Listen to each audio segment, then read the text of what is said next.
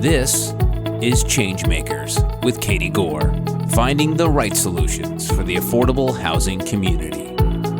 Thanks for joining me once again for my conversation with Changemaker Oscar Arana, the interim CEO of NAYA, a nonprofit organization that provides culturally specific programs and services to improve the lives of Native American youth and families in the Portland area.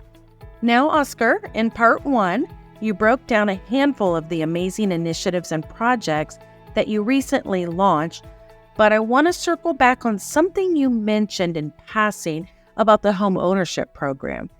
Can you talk about the systemic barriers that Native Americans are experiencing in home ownership? So many barriers. I think one to begin with is a lot of the clients that we're working with, they have, a lot of challenges with credit, a lot of challenges with income. So we're doing a lot of work around just credit repair. We're doing a lot of work on budgeting. So sometimes our work with clients takes many years before they're in a position where they're going to be able to actually become homeowners. A lot of this is, historic, right? Like they don't have generational wealth that has been passed down to them. They don't have like a parent who can help them with down payment, right? They don't have relatives who already have existing assets that they can leverage equity on to give them that, that first support. So a lot of it comes from this lack of generational wealth that has been unable to be built within the Native community because of historic injustices. So, again, we have a lot of programs that are really meant to combat that. Not only are we trying to provide like the education to help them get to a place where they can become homeowners, but we also have some down payment assistance programs. We also have individual development account programs. So it's a match savings programs for qualified applicants. We're able to match up to 5 times what for every dollar that they save. And, one of the things that was really interesting with the Tistel Village redevelopment is we had to relocate the 34 existing residents that were living there. So we knew that that relocation was going to be extremely challenging and stressful for a lot of the residents. So we, took it upon ourselves to, again, raise additional resources, work with our partners to have more intentional supports for the residents. So we had additional consultants and contractors. We created a financial wellness programs, particularly for the residents of this of Tistel Village, and also went above and beyond meeting the federal requirements of relocation, and we gave them additional resources for anybody who wanted to permanently relocate. So for us, it was really important to bring not just the staff support, the educational supports, but also the financial resources. And as a result, we actually had 2 of those residents become homeowners. So that was really exciting for us that, we were able to do that.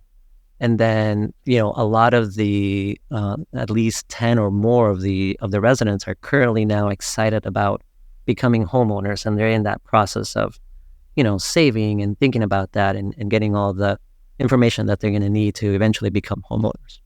The home ownership aspect is a unique inclusion. We often talk about rental and being able to afford or have access, and home ownership is not for everyone, as studies have shown, and people have openly debated about it. But the piece about home ownership being able to provide wealth and equity, and that's interesting to see how it changes people's lives. Like, do you have some examples to where maybe they're in the second generation of homeownership, or, kind of what are you seeing in the lives of people who have now become homeowners? Yeah, we've seen some of our clients who now, own their second home, which is really exciting. We've seen some of our clients who've been also just, able to even leverage the equity on their house to help their kids go to college. We've also seen folks, go from their first home to be able to purchase their next home, right? Which might be something that is more conducive to what they actually want and need for their family. So, and again, when you think about the length of our homeownership programs and, services, we're talking about a decade, or maybe even 15 years or so that they've been in place, right? So there's really not this, we're not talking about decades and decades. We're talking about, 15 years or so. And that was after a lot of advocacy and really demands to the city and the state, and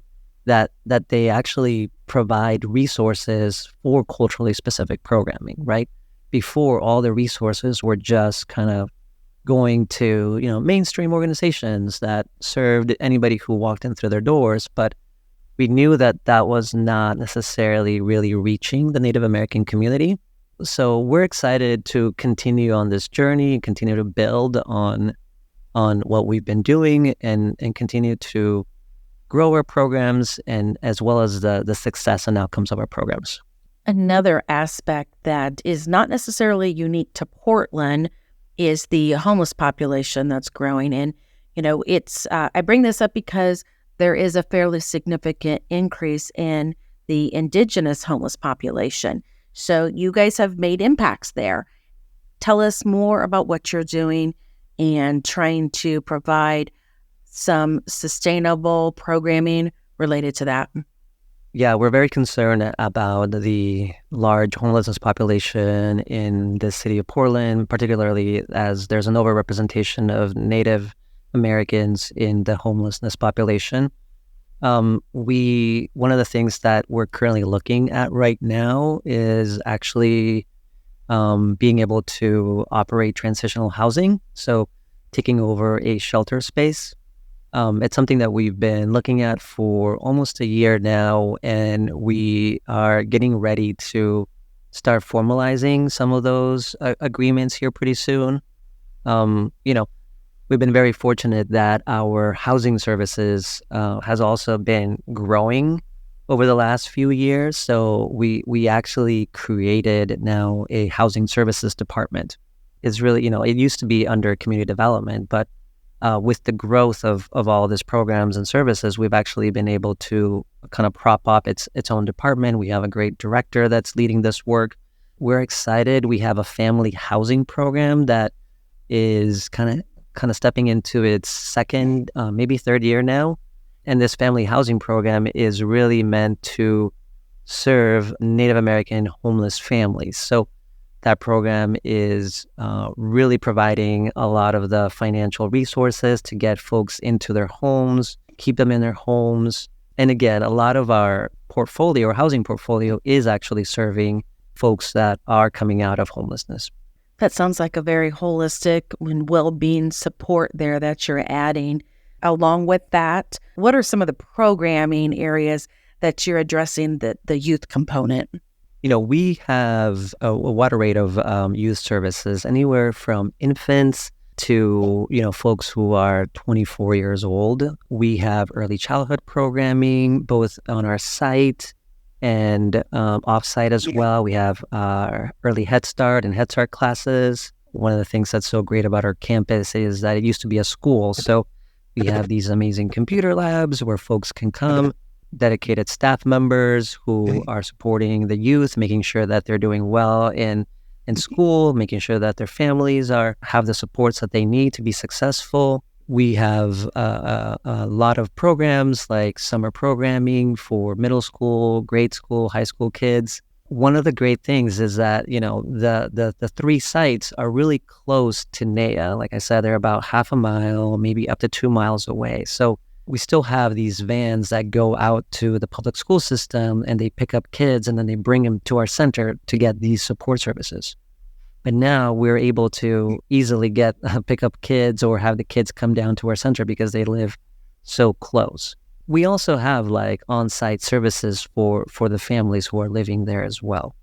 We have these wonderful recreational programs where, large basketball teams, volleyball teams, soccer, indigenous games, cultural arts programming, so again, like drumming classes. We're really making sure that we infuse our clients, our youth, with cultural practices so that they have a lot of cultural pride. There are a lot of things about your job that are amazing. I mean, just hearing you describe everything, your heart must be full at the end of the day. What's the best part about what you're doing right now? Yeah, there's so many things that I love about the work that we're doing. I've been part of the organization for about 13 years. One thing that's always really special to me is walking down the hallways in our center and having the kids, whether they're in our high school or whether they're coming from other schools, just walking through the halls. There's a lot of like energy that comes with, sort of that time when folks are walking through the halls. You see families getting services. And to me, that's what really sort of feeds my spirit, is really being able to see community members on a daily basis, to run into them, to hear about how they're doing, how things are going. Obviously, the staff is also really wonderful, and it's just a really special place to work at. I'm now seeing, a lot of the youth that were part of our programming. They are now staff members as part of our organization, so that it makes me feel a little bit old, but at the same time, it feels like we're doing something right, that we can see these youths go to college and then decide that they want to come back and they want to work here because they want to give back to their community. This is one of the many reasons that we have you on the podcast right now as a true change maker, just really highlighting all the successes that you guys have right now. Is there anything we missed? Anything else you want to bring up before we close out? Well, I was just thinking about in addition to all the youth programming, one of the things that we're now working on, which is really exciting too, is an affordable housing development that's actually also going to have an early learning center on the first floor. So we are partnering with the local housing authority here, Home Forward. So they're building 80 units of housing on this development. And on the first floor, we're going to have 3 early learning classrooms. We're thinking Head Start or early Head Start.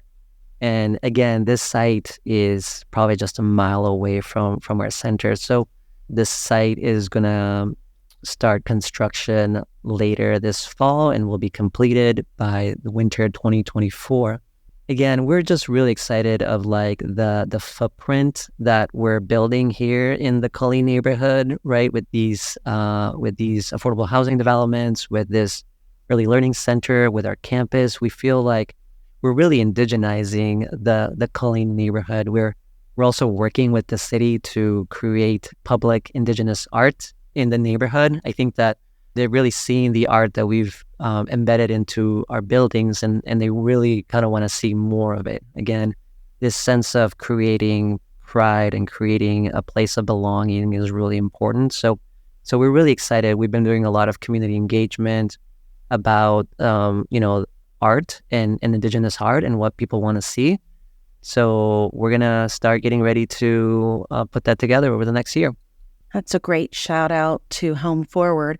Ivory Matthews has actually been a prior podcast guest here with us as well. So the collaboration between the two of you, we are all not surprised at how successful that is. Yeah, we love Ivory Matthews. She is so great, and her leadership team as well. And, our tribal preference projects have really benefited from our partnership with Home Forward. They were critical in making sure that bringing a source that really helped us bridge a gap that is really what allowed us to be able to have our tribal, meet our tribal preference units. So we're really happy with all their support. Well, hopefully our listeners have gained many tools and they can incorporate it into their own development and redevelopment efforts. Thank you for sharing these national best practices. And we've been talking with Oscar Arana, the interim CEO of the Native American Youth and Family Center in Portland, Oregon. Oscar, thank you so much for joining us. Thank you so much for having me, Katie. Thanks for listening to Changemakers with Katie Gore. To find out more about Katie, go to quadel.com. That's QUADEL.com. This has been a production of Forbes Books Radio.